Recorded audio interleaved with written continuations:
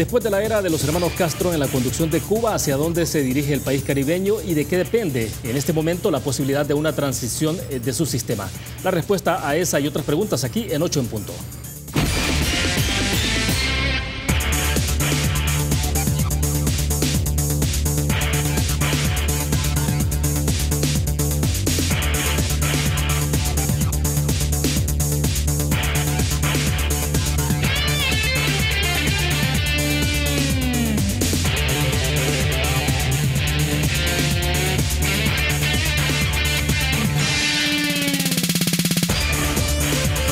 Este es el momento de todos. Banco Agrícola nos hace un llamado a la reflexión, a que nos demos cuenta que este es el momento de hacer que las cosas sucedan, de superar adversidades y sobrepasar límites. Es nuestro momento de construir un mejor país todos. Buenas noches, bienvenidos a 8 en punto. Gracias por estar con nosotros a esta hora. Sin más, queremos agradecer esta noche que nos acompaña en nuestros estudios Joanny Sánchez. Ella es filóloga, periodista cubana y conductora del blog Generación Y. Joanny, buenas noches, bienvenida. Es un gusto que nos acompañes. Muchísimas gracias, William.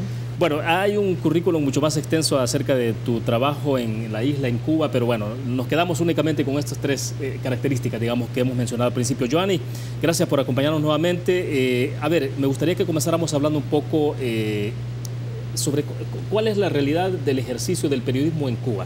¿De qué manera? Porque comenzaste con tu blog en 2007, ¿no? Obviamente de hacer periodismo tenés mucho más tiempo. Pero 2007 es un punto de partida, de inflexión en tu trabajo periodístico en la isla, ¿o cómo? Exactamente, tienes razón. En 2007 empezaron mis problemas, porque como sabes, la profesión de periodista acarrea muchos problemas y muchas veces no gusta a los poderosos, a los que no les interesa la crítica, a los que no quieren revelar determinadas zonas secretas o oscuras de la realidad. Entonces, con mi blog Generación Y empecé a contar justamente eso. Aquellas historias de la realidad cubana, aquellas crónicas o pinceladas del día a día que la prensa oficial no narraba, y me trajo muchos problemas. Generación Y es un punto de partida, pero también hago mucho tipo de periodismo diferente, televisión. Ahora dirijo un diario que se llama 14 y medio, que lleva unos 4 años. Y te has dedicado entonces con el blog de manera permanente, ¿no? Sí, mantengo el blog, sí. Mantengo los problemas también, y lamentablemente tengo que decirte que se mantiene también la hostilidad a la prensa independiente en mi país.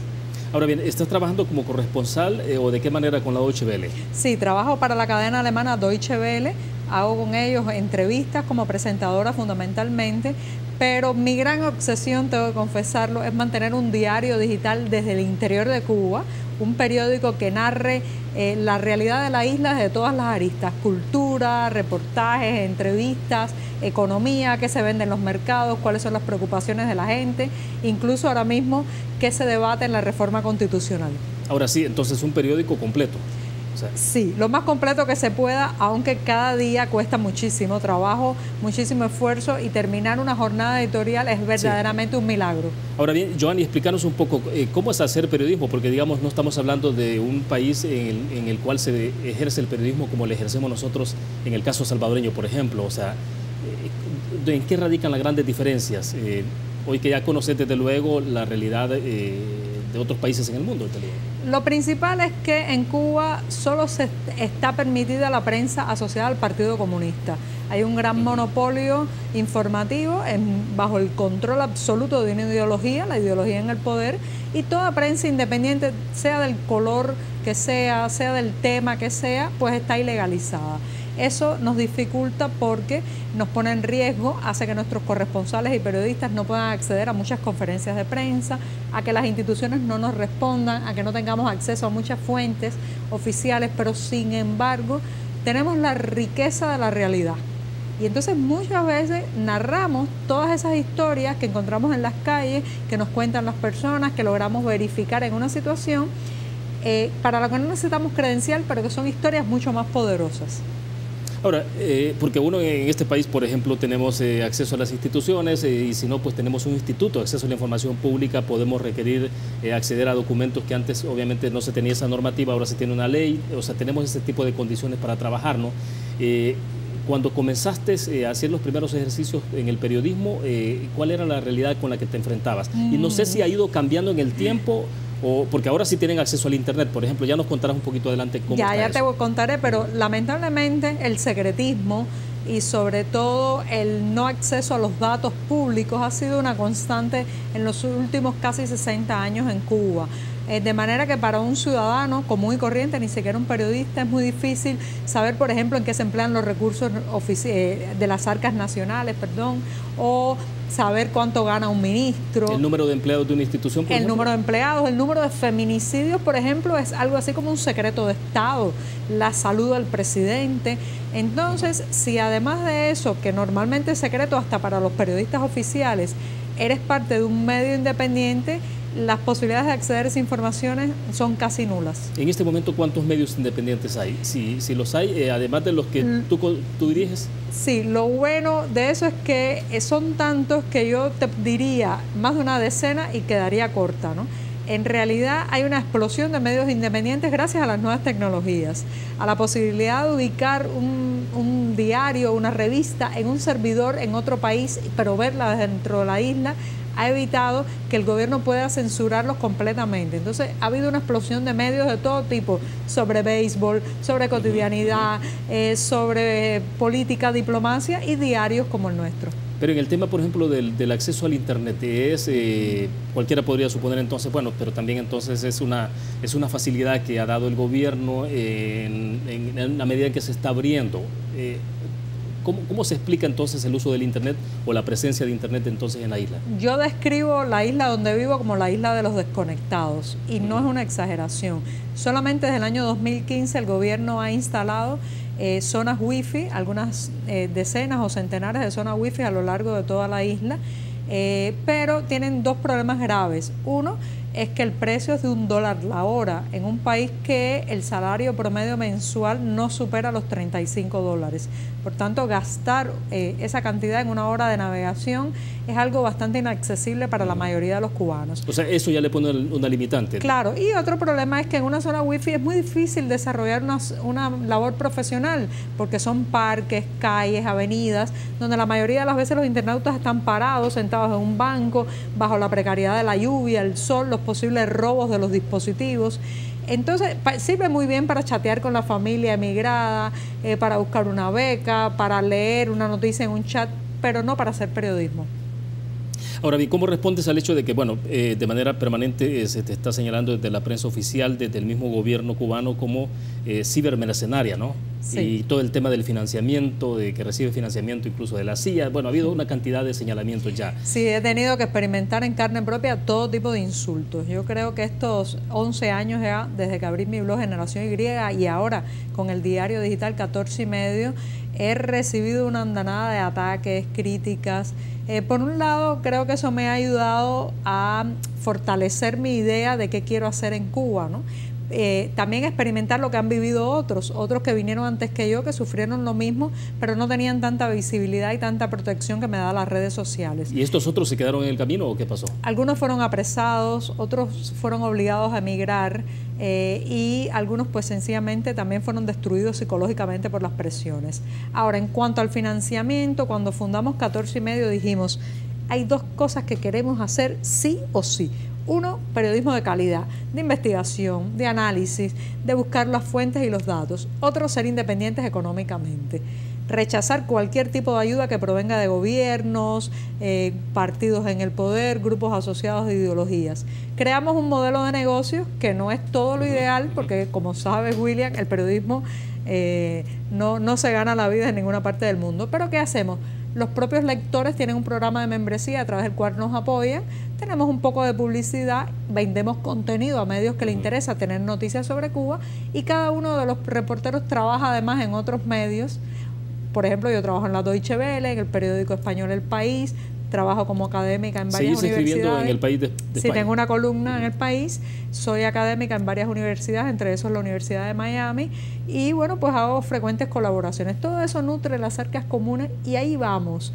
No es para hacerse rico, el periodismo no es para hacerse rico en ningún lugar, pero nos permite poder quejarnos de Miguel Díaz-Canel o de Donald Trump. Ahora, Joanny, en tu caso has recibido mucho reconocimiento a nivel internacional, muchos premios, ¿no? Sí. ¿Eso de alguna forma te ha puesto en un nivel distinto, más visibilidad?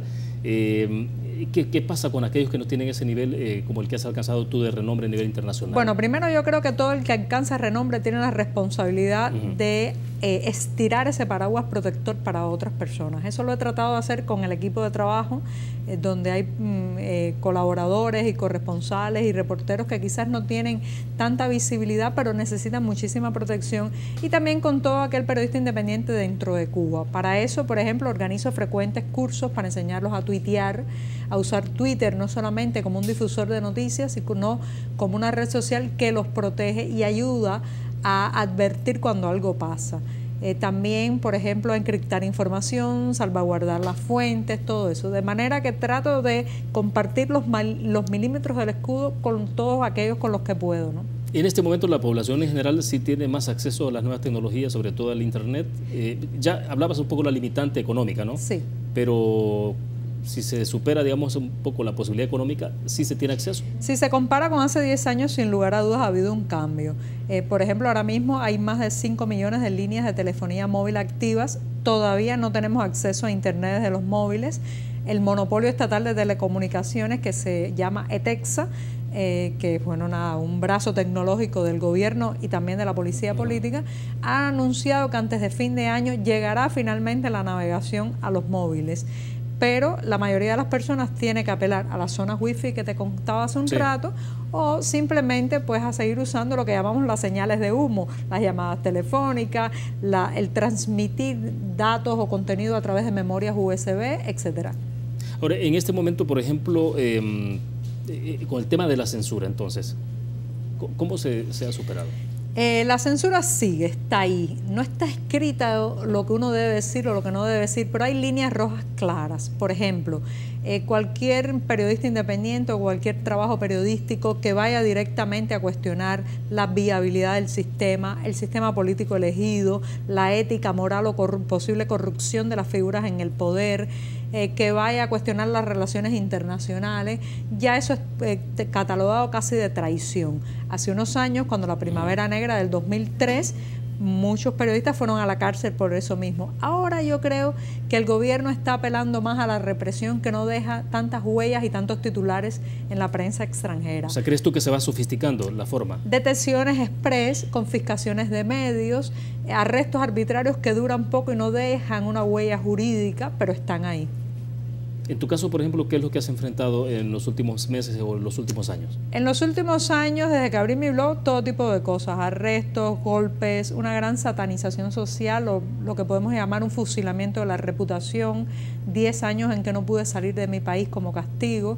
En los últimos meses, gracias tal vez a la visibilidad, a mi trabajo con medios extranjeros, pues han pasado a una fase más a escondidas, pero se sigue mi línea telefónica intervenida, mi casa vigilada, los amigos que se acercan después son llamados a contar, los vecinos intentan bastante el oficialismo ponerlos en contra nuestra. Es como una guerra sorda, presionando y presionando para que me vaya del país, pero no me voy a ir, ¿no? Ahora sí, en este momento sí puedes salir y entrar. Sí, fue una dura batalla que, como te decía, me costó 10 años, 20 negativas de viaje, pero creo que me convertí en una especie de botón de muestra del absurdo migratorio cubano. En enero del 2013 pude salir por primera vez después de esa etapa, y a partir de ese momento he podido entrar y salir, aunque con a veces advertencias y llamados a contar, pero no es el caso de todos los activistas o periodistas independientes que conozco. Muchos de ellos están regulados, que es el eufemismo oficial para decir no puedes viajar. Vaya, porque lo que hay en este momento en Cuba desde hace muchos años es corresponsalías. Las agencias internacionales, CNN y otras cadenas de televisión están presentes en Cuba. Están presentes, pero ojo, ser un corresponsal extranjero en Cuba es un camino bastante complicado, porque el gobierno utiliza todo tipo de mecanismos de la extorsión, las trampas, los micrófonos en las casas, incluso un sistema de prebendas, de permitirle importar autos, o a cambio de que no toquen ciertos temas o que censuren determinadas historias. De acuerdo, quedémonos en el punto. Cuando regresemos me interesa que vayamos hablando un poco ya entonces cómo se está viendo la fin, si es que hay un fin con la era de los Castro y si ha habido un reenfoque en el modelo y toda esta discusión que hay sobre el tema de la nueva Constitución. Vamos a una pausa, regresamos. Banco Promérica cuenta con la garantía de rapidez en todas sus cajas, donde te atienden en 20 minutos o menos. Continuamos en 8 en punto. Joanny Sánchez, periodista cubana, está con nosotros en nuestros estudios. Joanny, antes de pasar a la parte esta de si podemos hablar de un antes y un después tras la muerte de Fidel Castro, la llegada de de Raúl, y luego ahora lo que tenemos con el nuevo presidente Díaz-Canel. Sí hay un par de comentarios, ¿no? Que los tenemos ahí en el Facebook. Por ejemplo, Oscar Miranda nos dice que no se ve muy oprimida, dice, por el régimen, y régimen lo pone entre comillas. Vamos a ver si lo tenemos por ahí para mostrarlo. Bien raro, dice, que anda en todo el mundo. Y luego Edgar Rosales Cruz dice, al servicio del imperio yanqui, que raro, dice que no tiene libertad, pero entra y sale cuando quiere. Muy bien, muy bien. Como soy periodista, estoy totalmente acostumbrada a que haya todo tipo de opiniones. Es más, me encantaría poder opinar así, directo, claro y al pecho de los funcionarios de mi país. ¿Te imaginas cuando yo pueda en Facebook hacer algo así a un funcionario de mi país sentado en una sala de periodismo o en un estudio como este, y que él deba responderme? Entonces, o sea, ¿nunca has tenido la oportunidad de entrevistar a un funcionario, tener a algún ministro de educación? No se puede. En absoluto, o sea. No se puede, lamentablemente. Incluso una vez le mandé 7 preguntas a Raúl Castro. Le mandé esas mismas 7 preguntas a Barack Obama. Barack Obama me respondió y Raúl Castro no. ¿Por qué? Porque no responden a la prensa independiente y no están acostumbrados al escrutinio del periodismo. Prefieren hablar en consignas o a través de la propaganda. Y otra cosa del comentario que me pareció interesante, que no me veo muy oprimida. No sé cómo se ve un oprimido. No sé si tendría que estar alándome el cabello, comiéndome las uñas, llorando. En realidad, aunque he pasado por mucho por hacer mi labor, no quiero que nadie me recuerde por lo que he sufrido, sino por lo que he logrado. Perfecto, Joanny. Entonces, hablemos de...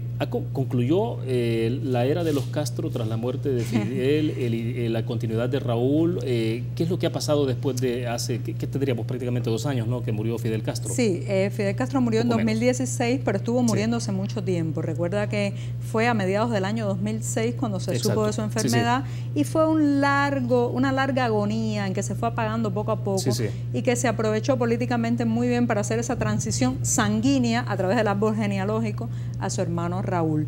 Después el hermano Raúl pues ha estado un tiempo hasta este 2018 en que hizo algunos cambios de tipo económico, nunca político. Como dice una persona que conozco, lo que hizo realmente fue hacer algunas medidas para volver a la normalidad. Permitió a los cubanos tener un celular, entrar a los hoteles, comprar o vender casas, comprar o vender automóviles. Y ahora, en abril de este año, pues ha aparecido Miguel Díaz-Canel en la presidencia, elegido a dedo, no fue votado por la población, esto es importante también, que hasta el momento parece comportarse como una fiel marioneta que sigue el guión. Ahora, pero entonces, claro, después de que muere Fidel, bueno, mucho antes, ¿no?, se le cede su cargo a Raúl. Ya, después Raúl decide entonces apartarse. Pero, claro, al ver una figura distinta que nos tenga ya el linaje, digamos, de los Castro, eso manda otro mensaje hacia el mundo. Sin lugar a dudas. Lo que pasa es que también hay que advertir que según la Constitución vigente en Cuba, y parece que será un artículo que se quedará en la Constitución que se está ahora mismo reformando, el Partido Comunista es la fuerza dirigente de la sociedad. Eso quiere decir que es el que manda por encima del Estado, la Asamblea Nacional o Parlamento, incluso las leyes. Y Raúl Castro sigue siendo el secretario general del partido. Por tanto, es el que tiene el poder todavía. Escribiste un artículo para El País de España el 21 de abril de este año, que titulaste Adiós a los Castro. Sí, porque él es el fin de un apellido, claro. Sí, y decía entonces que el régimen se va destiñendo con una vieja fotografía. ¿Cómo así? Yo creo que la oportunidad para los cubanos de ver un tipo de transición épica, de manifestaciones en las calles, de banderitas gritando, finalmente somos libres, eso se nos pasó. Y el régimen, más que acabar abruptamente, pues se ha ido destiñendo, deshaciendo, se ha ido negando a sí mismo. Ahora te contaba con la reforma constitucional, por ejemplo, muchas de los que podían ser los preceptos principales del fin de la explotación del hombre por el hombre, el tránsito hacia el comunismo, han sido borrados o negados de la Carta Magna, o están siendo borrados y negados. Y te das cuenta que es el propio sistema que se va aniquilando a sí mismo. Entonces se va deshaciendo como una fotografía y un día miraremos hacia atrás y diremos, el castrismo se acabó. ¿Pero de qué estamos hablando? ¿Una especie de transición? ¿Cuál sería la palabra que más se adapta a esa condición? Yo diría que es no diría transición, que es una palabra ya muy grande para lo que está ocurriendo. Más bien el final, el apagamiento de un sistema que algunos llamaron por un tiempo la Revolución Cubana, pero que claro, esta de revolución no tiene nada porque no produce cambio, no se regenera, a un sistema más cínico, más calculadamente por el poder y para el poder, de tecnócratas, de partidistas, pero sin todo ese glamour o aquella épica que alguna vez rodeó al proceso inicial, ¿no? Joan, y cuando desde fuera se ve que no hay un nivel de efervescencia, un nivel digamos, de exposición o de movilización de la población por las circunstancias que han pasado, diferentes circunstancias en la isla, el periodo especial en 1989, bueno, diferentes momentos, cuando no se ve, digamos, ese tipo de reacción de la población en las calles, protestas, etcétera, cualquiera puede suponer dos cosas, ¿no? Una es que obviamente si hay un sistema que ha sometido completamente a la población, y el otro es que la población se sienta cómoda o se sienta a gusto. ¿Cómo se puede interpretar? Claro, es normal sacar esas dos conclusiones. Lo que pasa es que hay algunos indicadores que están marcando la inconformidad y es la emigración. A finales del año 2015, principios del 2016, no sé si recuerdan, pero Centroamérica se llenó de miles de cubanos en tránsito hacia Estados Unidos, escapando de la isla. La deserción de médicos también que estaban en las misiones, exactamente, ¿no? Cualquiera puede pensar que tras el fin de la política de pies secos y pies mojados, que daba algunos privilegios migratorios en Estados Unidos a mis compatriotas, pues ya eso había terminado. No, los cubanos se están yendo a raudales hacia todas partes. Todo el que sea joven, talentoso, medianamente profesional, centra su objetivo en emigrar. Y eso es un indicador de inconformidad. No se lanzan a las calles, se lanzan a la emigración, a los consulados o al mar. Ya ahí, y la salida, perdón, Johnny, la salida la está haciendo la población documentada de forma legal o lo siguen haciendo de forma... Hay de todo. Por ejemplo, ahora mismo nosotros estamos haciendo una investigación en 14 y medio sobre la emigración hacia el sur del continente. Tanto Uruguay como Chile, como propio Brasil, están recibiendo unos indicadores de cubanos bastante alarmantes. Pero los cubanos se están yendo a todas partes. También se van en balsa intentando llegar a la frontera, a la costa norteamericana, pero claro, muchos son devueltos. Por eso han redireccionado la ruta de la migración. De ahí que yo crea que se ha instalado en la mente de muchos de los cubanos que no hay nada que hacer en las calles, es mejor escapar. Lo cual es muy duro, porque han sentido que han perdido todas las posibilidades cívicas de cambiar el país. Ahora, la política exterior, sobre todo la política durante la administración Obama, sí suavizó en el tema de la ejecución del embargo hacia la isla, ¿no? Hubo un acercamiento conocido como deshielo diplomático que comenzó en diciembre de 2014, que sin lugar a dudas dio pasos importantes en temas como, por ejemplo, la llegada de turismo norteamericano a la isla, el intercambio comercial, la llegada de cruceros, el correo, incluso la colaboración de ambos gobiernos en temas como la lucha contra el narcotráfico, la protección del medio ambiente en la zona del Caribe. Sin embargo, no dio tiempo a que esos procesos de acercamiento tuvieran una incidencia palpable en la vida de los cubanos, porque el deshielo terminó rápido. Bien, nos quedamos en ese punto, hacemos una pausa. Cuando regresemos me interesa que hablemos un poco sobre el tema de economía. La economía cubana es una economía totalmente planificada, ¿no? Centralizada y muy estatizada. Perfecto, hablamos de eso porque tenemos algunos datos que me gustaría compartirlos con los televidentes y desde luego que pudiéramos analizarlos, sobre todo alguna información que ha dado el Banco Interamericano de Desarrollo. Vamos a una pausa, volvemos.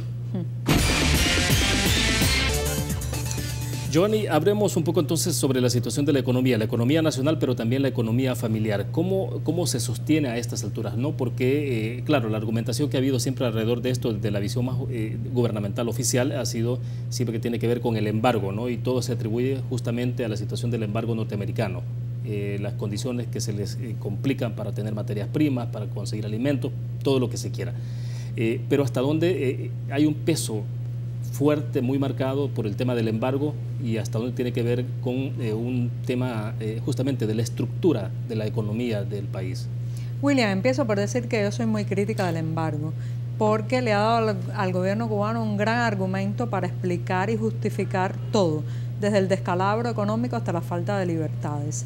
Sin embargo, a pesar de que soy muy crítica, estoy consciente de que el embargo puede influir en algunos puntos de la realidad, pero el principal bloqueo, y hago la distinción de las palabras, porque bloqueo es el que tiene el gobierno hacia su propia gente, hacia el interior del país.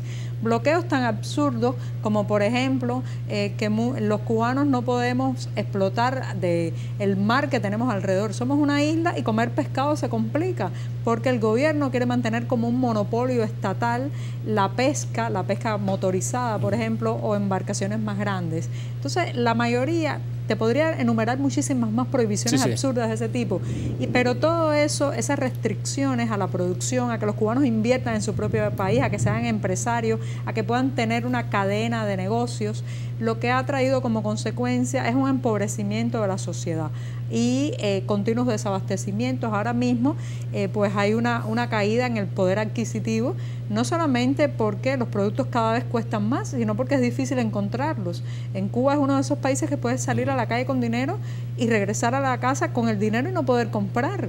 El tema de la alimentación es muy complicada. El país importa el 80% de los alimentos que se producen y muchos se importan desde Estados Unidos. Te sorprenderá, pero buena parte del pollo, el maíz, el arroz y hasta el aceite de soya que se consume en el país. ¿Cómo entra? ¿De forma triangulada a través de terceros países? No, porque Estados Unidos de hace muchos años, cuando unos huracanes que azotaron Cuba, aprobó licencias para la venta de alimentos. Hay que pagar. ¿Y qué es lo que pasa? Cuba no tiene dinero, no tiene liquidez, las arcas están vacías por la mala política económica. Entonces hay muchos países que ya no quieren dar créditos a la isla. Debemos muchísimo dinero al Club de París, a Rusia, a China, y entonces el crédito se agota, ¿no? Ahora, está llegando remesa en este momento. Llega remesa. Está aumentando cada año el flujo de las remesas de Estados Unidos, desde luego, los cubanos viviendo en Estados Unidos. Se calcula, pero estas son cifras no oficiales, porque el oficialismo nunca confesaría que son aquellos a los que ellos llamó traidores en un momento, que ahora son los traidólares, ¿no? Pues se calcula que es la segunda entrada económica de divisas al país, precisamente la remesa. Podría oscilar entre 3.000 millones y hasta 6.000 millones al año, sí, es muy y sostiene la economía doméstica. Pero ojo, no todos los cubanos ni todas las familias reciben remesa. Claro. Por ejemplo, la población negra, el exilio cubano ha sido un exilio mayoritariamente blanco, entonces hay un déficit de remesa en la población negra que vive peor. Y sí es evidente la diferencia, digamos, entre la familia que recibe la remesa y la que no tiene. Sí, sin lugar a dudas. La remesa te cambia de estatus social. En la manera en que comen y se visten. En la ropa es muy evidente. Las personas mayores que solo viven de las pensiones muchas veces se visten con ropa raída que pertenece a la época del racionamiento de los años 80. Ya cuando ves ropa un poco más moderna, con más colores vivos, ya te das cuenta que hay remesa, viajes al extranjero o mercado informal y mercado negro. Así que se nota bastante. Es una sociedad cada vez con más contrastes. Ahora bien, lo que tenemos ahí, y vamos a mostrarlo en el full pantalla, es indicadores de Cuba enero 2018, el Banco Interamericano de Desarrollo. Vamos a ver si mostramos el full en este momento, porque dice que Cuba habría perdido un poco más del 50% de su Producto Interno Bruto, que el 23% por debajo de los niveles anteriores a la crisis en 1989 y 35% por debajo del nivel de 1985. Es decir, 2014 el PIB per cápita de Cuba fue de $3.016, mucho más abajo que el dato oficial que lo establece en 7.177.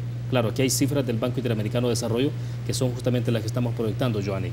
¿Cómo se interpreta eso? Bueno, me parece bien que el Banco Interamericano de Desarrollo pues haga este tipo de conclusiones, pero es algo que los cubanos intuimos o sabemos, que el gobierno es muy hábil maquillando estadísticas. Lamentablemente muchos organismos internacionales se tragan de manera acrítica esas estadísticas, se creen todo lo que las instituciones oficiales aseguran, pero la realidad económica del día a día va marcando una crisis que está dada por muchas razones.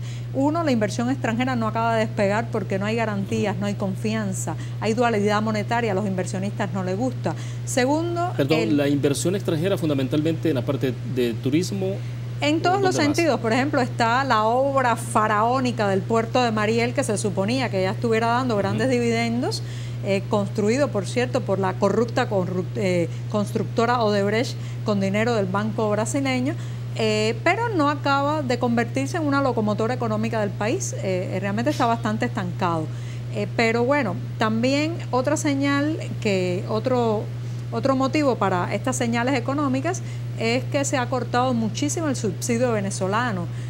Por años ha sido una economía, la cubana, dependiente del subsidio. Una vez fue la nodriza soviética, después la nodriza venezolana, y bueno, pues ahora se ha recortado la llegada de petróleo, los subsidios, y eso se resiente en el transporte, en la capacidad del país de comprar alimentos. Por ejemplo, tenemos un déficit brutal de medicamentos, porque no se puede comprar materia prima para hacerlos. Ahora, ¿y ves en perspectiva entonces que haya otro gobierno, otro país en el mundo que sustituya, por ejemplo, a Venezuela? No creo que nadie quiera cargar con ese agujero negro que es la economía cubana. Una economía muy estatizada, muy centralizada, muy deficiente, muy ineficiente, que necesita subsidios, pero que no progresa tampoco con los subsidios. Entonces yo creo que si algo de positivo tienen esos indicadores, Williams, es que pueden forzar al oficialismo a meter el pie en el acelerador de los cambios económicos. ¿En el horizonte no se ve, por ejemplo, la inversión china posicionándose con mucha fuerza en Cuba? Los chinos han actuado de manera bastante pragmática. Han vendido, por ejemplo, ómnibus, también pues implementos para el ferrocarril, pero siempre de manera cautelosa y con dinero por delante. No creo que quieran cargar con ese pesado fardo que es la isla de Cuba. O sea, ¿hay un trato distinto de China respecto de lo que ha hecho con Venezuela sobre lo que está haciendo con Cuba? Probablemente por una cuestión de que tienen el olfato para darse cuenta que somos una isla en quiebra, con pocos recursos naturales, tampoco hay petróleo ni nada tan atractivo, y donde todavía las relaciones comerciales y económicas no están claras ni son diáfanas. Entonces prefieren invertir en países de la zona que tienen un sistema capitalista. Ahora, cuando se habla de algunas iniciativas, algunas medidas que van en términos y que algunos sugieren que es un poco de la apertura de la economía, los cuenta propia y ese tipo de cosas, ¿cuál es el nivel de incidencia que eso tiene? Bueno, yo soy trabajadora por cuenta propia, que es un eufemismo del sector privado. Ahora mismo hay un poco más de 500.000, o sea, medio millón en todo el país, y aunque ha sido un trago amargo para el oficialismo autorizar este sector que fue muy satanizado en los años 60 y 70 y hasta el 80, pues resulta que finalmente lo han permitido desde los años 90. Las tasas impositivas son muy altas para frenar el desarrollo, no tienen un mercado mayorista, no pueden importar ni exportar de manera autónoma y eso lastra mucho el desempeño. Tampoco pueden crecer mucho. El dueño de un restaurante, que en Cuba llamamos paladar, no puede tener 3 restaurantes. Hay una prohibición de acumulación de riqueza, capital y negocios. De acuerdo, solo cierro el segmento porque hay una pregunta de Oscar López.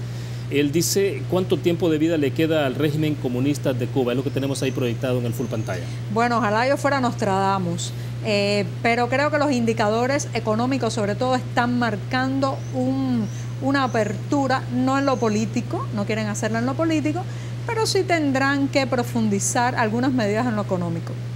De acuerdo, nos quedamos en ese punto, Joanny. Tenemos que hacer una pausa, la última pausa, cuando regresemos a ver si comprimimos en unos pocos minutos todo el tema de los desafíos para Cuba tras el debate de las reformas constitucionales y el otro tema que tiene que ver con la influencia de Cuba en la región. ¿Hasta dónde sigue habiendo influencia de Cuba? ¿A qué niveles? Vamos a una pausa, regresamos.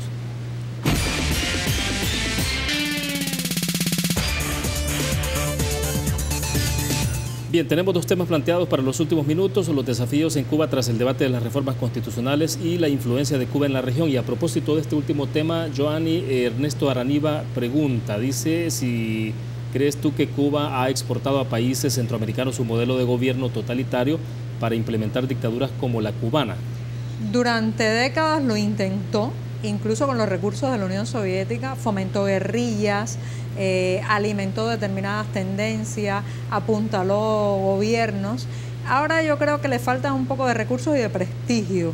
De todas maneras siguen tratando de manejar un poco la alquimia social en muchos lugares, crear determinadas matrices de opinión y sobre todo exportar un mito, el mito de que la revolución cubana existe y de que es verdad las supuestas ventajas sociales de ese modelo. En eso sí siguen siendo bastante hábiles. Ahora, pero sin Fidel Castro ya, digamos, eso no enrareció un poco más Evidentemente ha disminuido y tampoco tienen muchos recursos, como te decía, porque para todo eso se necesita dinero y pues la posibilidad de influir desde las prebendas, el clientelismo, pero de todas maneras han logrado insertar lo que puede llamarse una falsa ilusión, de que mucha gente crea que en La Habana, en Cuba, se ha instalado un sistema más para los humildes, para la gente pobre, con oportunidades para todos. Y eso se convierte en una utopía para mucha gente a seguir. Aunque afortunadamente, gracias a la información, las redes sociales y estas historias como las que yo narro, yo creo que cada vez hay menos personas engañadas, ¿no? Ahora, pero ¿cómo se interpreta, por ejemplo, hubo un momento determinado, ¿no?, cuando Hugo Chávez y varios países en América Latina estaban alineados y había tomado fuerza los países más de corte socialista, bueno, algunos que llegaron por la vía del populismo, en el caso de Chávez, ¿no? Sí. Pero entonces, ¿cómo se interpreta esos hechos a la luz de lo que ha ocurrido en Cuba y cómo se encuentra ahora? Bueno, lamentablemente esos ciclos de populismo son comunes en América Latina, ¿no? Hay un eje que se desarmó, un eje que no solamente era de afinidad ideológica. Yo creo que en este caso la ideología es todo un maquillaje, una máscara, para en realidad tapar por detrás populismo y regímenes de corte autoritario. Ese eje se desarmó y ha sido un duro golpe para La Habana, porque no solamente era apoyo económico, en el caso venezolano, sino también complicidad diplomática en los foros públicos e internacionales, evitar condenas por violaciones de derechos humanos. ¿Cómo analizas lo que está pasando en Venezuela, lo que ocurre actualmente en Nicaragua?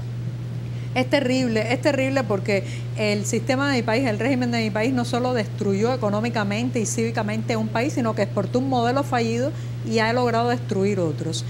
Lo de Venezuela es una tragedia de grandes proporciones. Ahora mismo lo he visto en la frontera colombiana, los he visto en Panamá y los he visto en México. Los venezolanos son una gran diáspora. Hay una crisis humanitaria y es una pena que la región no logre articular estrategias para ayudarlos. En Nicaragua vemos un caudillo impresentable aferrado al poder que está dispuesto a matar, no sabemos si a morir, por mantenerse en el palacio, y sobre todo una persona que ha traicionado los propios ideales que una vez representó. ¿Crees tú que se ha ido enrareciendo cada vez más todo el concepto de los términos en términos ideológicos, derechas, izquierdas? Sin lugar a dudas. ¿Qué es lo que estamos presenciando en América Latina hoy? Estamos presenciando que cada vez más ese tipo de alineaciones ideológicas tienen menos importancia, que los ciudadanos quieren resultados más allá del color político de la administración, que los discursos cada vez más polarizados pierden peso y ganan aquellos que logran articular un discurso transversal, que hay algunos puntos que pertenecen a la izquierda, otros a la derecha, otros son simplemente humanos, y sobre todo que hemos descubierto que los caudillismos, los autoritarismos y las dictaduras no tienen color, son sencillamente dictaduras. Ahora, entonces, toda esa terminología es una cuestión del pasado, cuando se habla de izquierdas, derechas, el populismo sí se puede hablar ya más con más claridad de que eso sí, es lo que está... el populismo no tiene una ideología, ¿no? La hemos visto puede ser en izquierda, derecha. Exactamente. Y estas líneas muy claras que había antes de derecha e izquierda, yo creo que cada vez son más confusas, ¿no?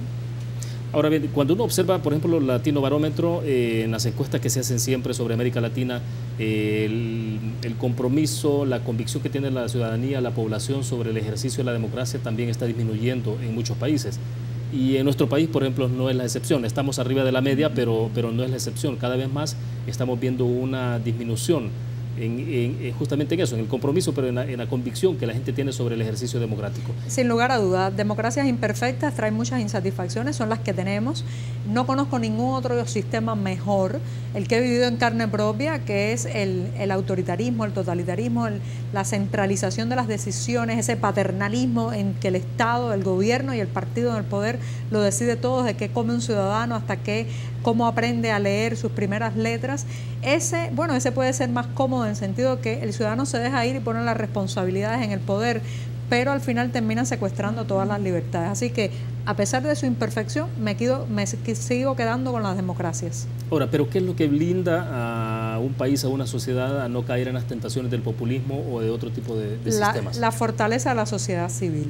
Hay que ir a votar, A veces nos equivocamos, a veces acertamos, por el ejercicio del voto, de la crítica, la prensa libre, que la prensa no se convierta en una caja de resonancia de los populismos y sobre todo que tratando de desmontar lo que no ha servido y lo que ha sido disfuncional no terminemos desarmándolo todo. El escepticismo es muy peligroso. ¿Ustedes votan? Bueno, votamos casi por gusto porque no cambia nada. Por ejemplo, ahora el próximo febrero del año 2019 estaremos por primera vez desde que yo tengo uso de razón frente a una boleta que tendrá un sí y un no. Hasta ahora nunca hemos tenido una casilla para el no. ¿Pero qué será? ¿Referéndum o qué? El referéndum de la nueva Constitución, que ya nace bastante amañada. ¿Esta nueva Constitución, efectivamente, el término comunismo ya no aparece o...? No aparece, pero qué ironía, el artículo 5 sigue diciendo que el Partido Comunista es la fuerza dirigente de la sociedad. O sea, por un lado se lava el rostro y por otro lo mantiene sucio, ¿no? O sea, la esencia se mantiene. Se mantiene la esencia y se agrega un artículo 3 bastante siniestro, en que se dice que todo ciudadano tiene derecho a defender hasta con las armas cualquier intento de revocar el socialismo, lo cual es una autorización del paramilitarismo ideológico, darle la potestad a cualquiera de agredir a un disidente. Perfecto. Nos queda un par de minutos. Joanny, te quedas acá en el país. Es primera vez que estás en El Salvador, ¿no? Primera vez. ¿Y te quedas toda la semana? Me quedo toda la semana. Mañana miércoles es un día muy especial para mí. Estoy invitada, como sabes, por la Cámara de Comercio y mañana es el día que hago una presentación a las 7 de la noche en el Hotel Crown Plaza, donde abordo fundamentalmente el tema de la libertad, de cómo es hacer periodismo, empujar los límites de la libertad de expresión desde un país como Cuba. Así que espero que todos los que quieran puedan ir a conversar, a escucharme y a debatir. ¿Habrá oportunidad para preguntas de...? Sí, siempre hay oportunidad para preguntas. Me encantan las preguntas. Ahora bien, ¿y el día hacerlas entonces, y recibirlas? ¿Y el día jueves entonces? El día jueves presento un libro que marcó mucho mi trayectoria como bloguera, Cuba Libre. Es un resumen, un compendio de los posts que escribí en ese momento y también es una manera de acercarse a Cuba a través de la escritura. Sí, entonces lo estarás presentando y habrá una exposición antes. Exactamente. Bueno, perfecto. Gracias, Joanny, por compartir con nosotros y con la audiencia de Canal 33. Muchas gracias a ti y que el buen periodismo te siga acompañando. Bueno, perfecto. Gracias, Joanny. Gracias a ustedes. Nos vamos a ver mañana, 8 de la noche en punto. Les invitamos a que se queden sin su permiso. Buenas noches.